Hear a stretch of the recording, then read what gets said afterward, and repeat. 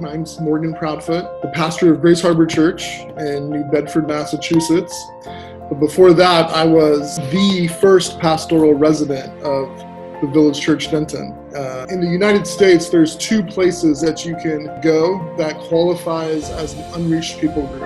And those two places are either Salt Lake City or the entire region of New England. You know, New Bedford is a city of about 150,000 people. In that circle, there's very, very few gospel preaching churches. For us to move here and to say, okay, what would it look like to spend our next, Lord willing, 35 years, 40 years planting a gospel work here? By God's grace, we moved here, but in a particular, unique way the past year, almost year and a half, as we were doing just vast renovations. And so for us, the latent benefits of COVID was that it kind of hit the brakes for us. We had finished the building. We were just getting ready to launch on Easter Sunday. And so we were running hard right up to launch. And then Corona came, it pushed back our launch date. We were supposed to launch on Easter Sunday. We were not able to launch until really 2 weeks ago. Had we launched on Easter Sunday, we probably would have had, 35 to 50 people.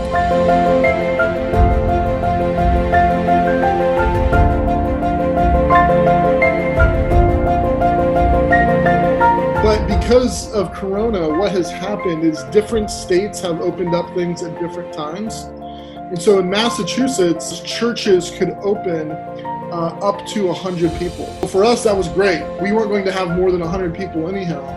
We have had about 100 people on a weekly basis.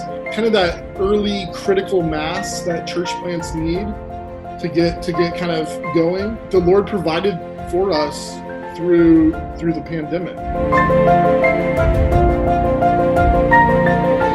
The main way that we're ministering to the people in our city is by bringing gospel hope. And by God's grace, some are listening. When our church couldn't launch, we were in this position of, okay, what do? We haven't opened, so the neighbors, the city doesn't know us. How do we minister to the city? It kind of came about a project that we initiated called the New Bedford Community Aid Network.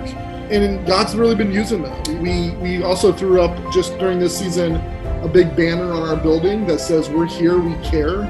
Text us your prayer." And we've had people who have texted, all kinds of things that has allowed us to help kind of begin to minister to people in crisis. COVID is what led us to that ministry.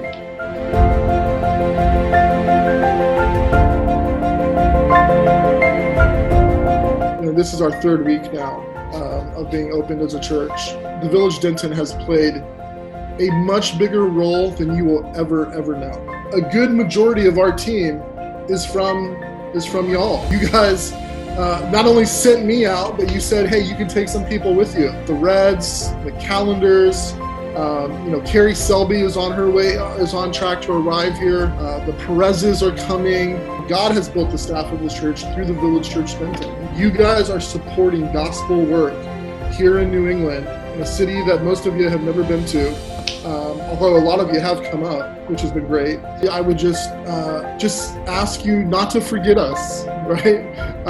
Don't forget the Proudfoots. Don't forget Grace Harbor Church, New Bedford. Don't forget the Calendars or the Red. But we love you. We love you so much. And the prayers that you pray for us is what keeps us here and encouraged in hard days. At the end of the day, man, we're just so thankful for your commitment to us, for your love for us, for the phone calls that we get, the text messages, the visits. We're blessed to have a relationship with the Village Denton, and love you so much.